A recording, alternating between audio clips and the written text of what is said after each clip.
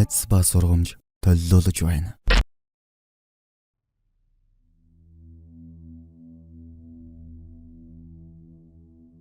Манай сувг нь хачин жигтэй явдалтай тохиолдсон хүмүүсээс зөвшөөрөл аван та бүгдэд өргөдгийг мэдэгдэж байна.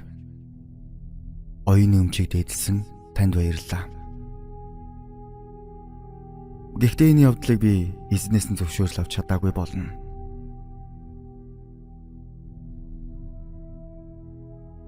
Сайн байна уу? Би одоо 20 настай.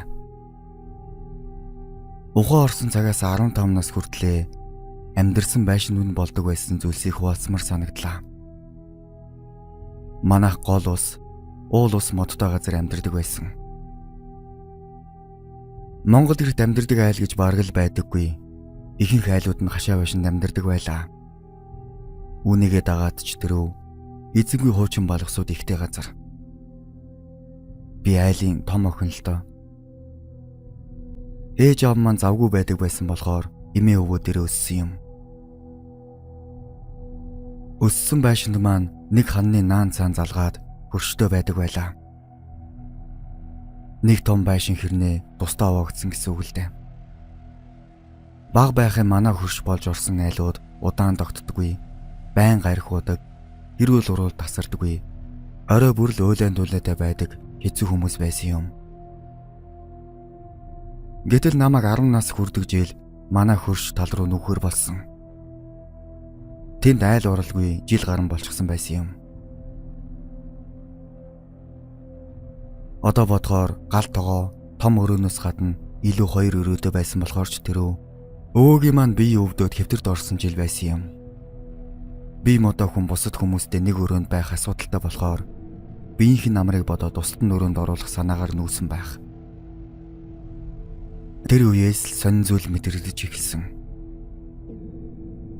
Шөнийн 1-2 цаг болвоогүй юу? Манай ах шон маш хүнд, бас хурдан юу нь мэддэхгүй зүйл. Нааша цаашаа гүйж байгаа нь газар дөргиж, сэртэл сонсогдож мэдрэгддэг байсан. Би айгаад имэд хэлэхээр өсвөр насны хүүхдүүд л бицгээд нээх тоохгүй.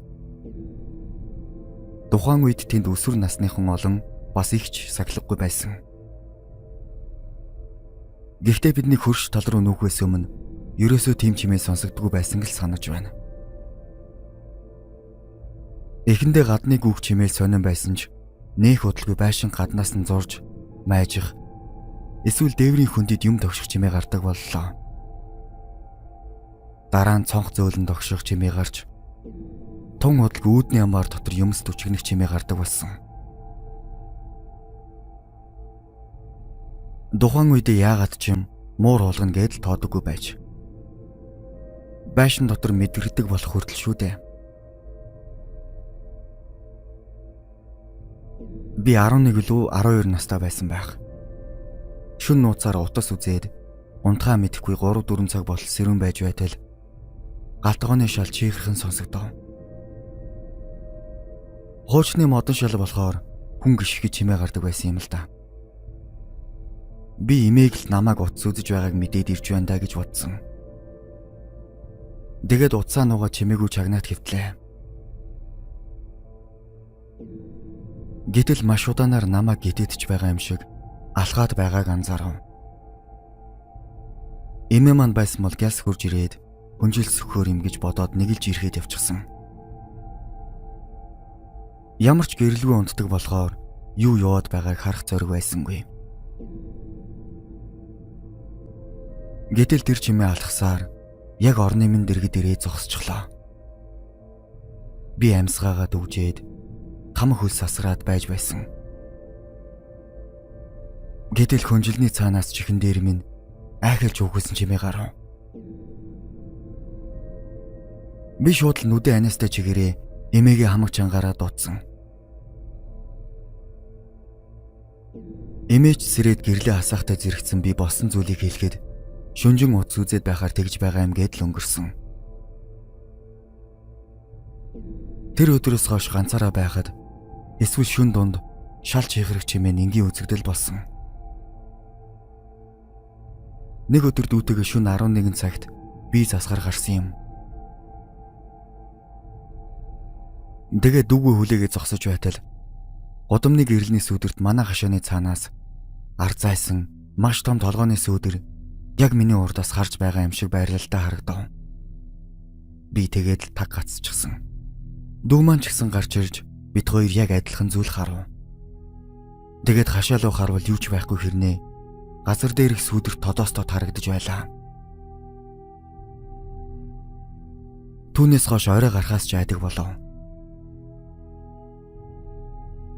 Орой бүрл гал тогоонд шал дуурж аяг тавг хавралдаж сонсогдоно.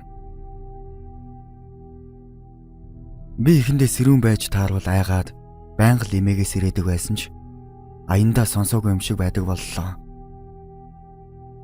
Бодвол нөгөө дүжрэх гэдэг юм байлгүй дээ.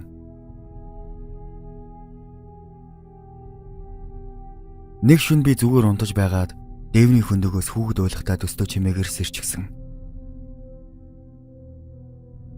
Маш их хайсандаа зүрхэн шигдэд орхишил санагдаж байсан. Гэтэл биеэ хөдөлгөж чадахгүй, дууч гарахгүй, нүдээ бүрэн нээж чадахгүй болчихсон байлаа. Тэгээд миний яг дээр юм гарч байгааг мэдэрсэн. Яг цээж хүзүүн дээр маш хүнд санагдаад яг л боолгуулж байгаа мэт санагдсан. Үхтлээ хайж байгаач хоолоо гарахгүй, хэр удснаа мэдэхгүй. Үүр цайхад би сулраад тэгээд л шууд уйлахад эмээ минь ирж намайг аргацсан юм. Сүүлдээ би эмээгээ гууж байгаад зургтай асаалтаа хондог болсон. Тэрний ачаар ч юм уу айхамд багассан юм да.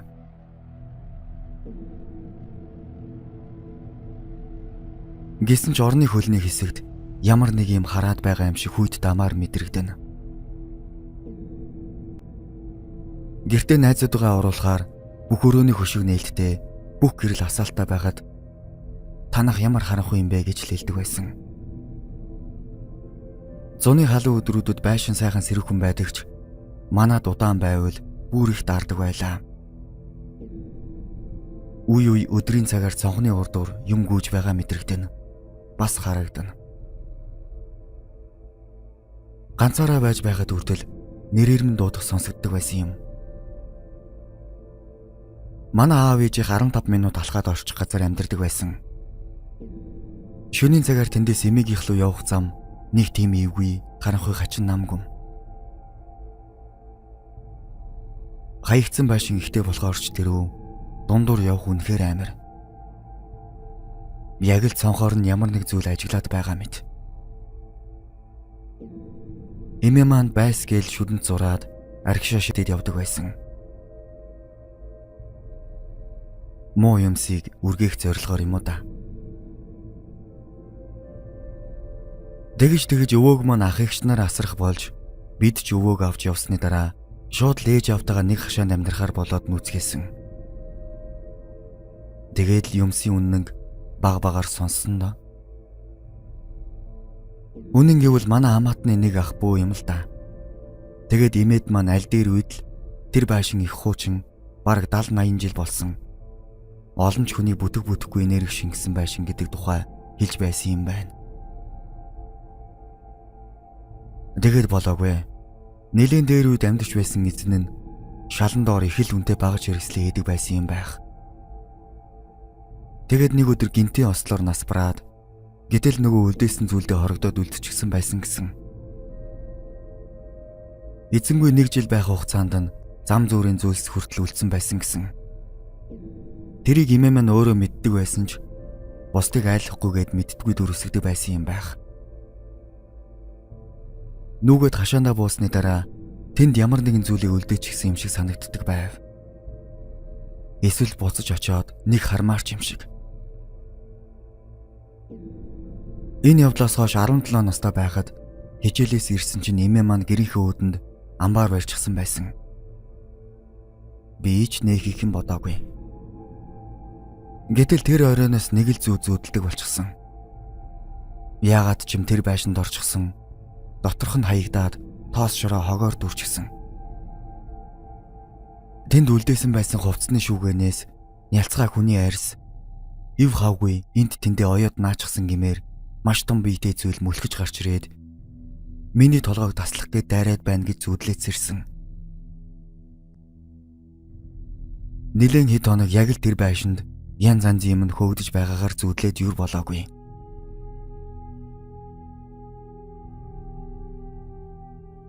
Зүүдэн дотроо би дандаа гарандаа зүү барьшихсан гүгээд байдаг байсан юм.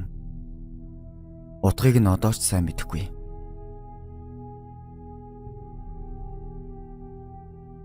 Гэтэл нэг орой зөв зүгээр хачин зүйлс юу ч болдоггүй байсан гэртээ унтах гээд хэвтэж байтал нэг л сервис гээд унтж чадахгүй.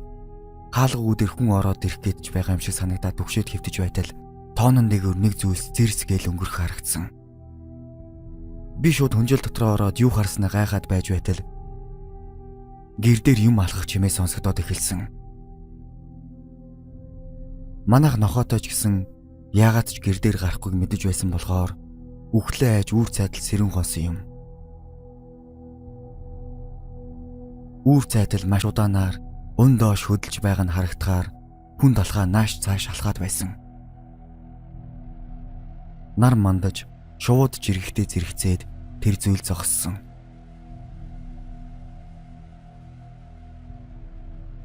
Тэгээд хэд хоноод байж байтал нөгөө манай хамаатных өвөөгөө буулгаж таарсан юм. Дэгсэн буугаад л удалгүй хаягдсан газараас хэрэггүй мавчраад хороо дотроо тавьчихсан гэж байна. Би гайхаа тийм байхгүй дээ гэсэн чинь эмээ маань хуучин байшинд очиод үлдээсэн шүүгээ салгаад модыг нь амбаар барихтаа эргэлсэн гэдгээ хэлсэн. Би ч дотроо тэгээд л хашин зүудлээд байж гээд бодож байтал өвөө 9 босн бүрдсэн юмс олноороо оргонсон чимээч үгүй газарт наад модыг чин тогших чимээ гардаг байж гээд хэлэхэд бие маань хамаг шарус боссон. Эмээ маань мод гайгүй дээ гэж бодоод авчирсан гэхэд өвөө муу зүйл шингэж наалтгаа хөрвөл хээр хэвдэж байгаа аргаланд хүртэл наалдаж үлддэг юм гэж хэлсэн. Тэгээд би тэр моднуудыг тэр өдрөө шатаасан. Одоо эргэж санахаар тэр байшин зүгээр л харанхуй нүх шиг тийм бараанаар толгойд буудаг. Яаж амьдрдаг байснаа гайхдаг юм. Одоо ч хаяа ядарсан, сэтгэл тавгуудсан үеүддээ хар дарж зүудэлдэг юм.